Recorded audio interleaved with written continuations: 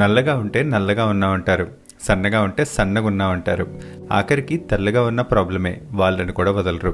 అదేంటో ఈ విచిత్రం, కానీ అందరికన్నా ఇంటెలిజెంట్ జీవులు మన మనుషులే అంటారు.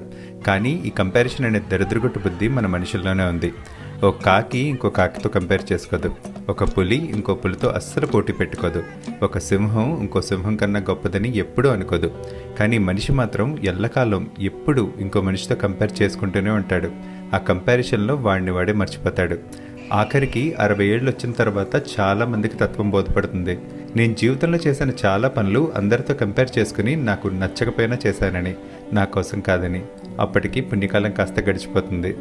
నీ పని నువ్వు చేసుకుంటూ హ్యాపీగా వెళ్ళిపోవడమే, ఆ జర్నీని ఎంజాయ్ చేయడమే. సాధ్యమైనంత వరకు ఏకాంతంలో బ్రతకడం అలవాటు చేసుకున్నాం. దీనివల్ల మా జీవితంలో చాలా ప్రాబ్లమ్స్ ఆటోమేటిక్గా ఎలిమినేట్ అయిపోయాయి.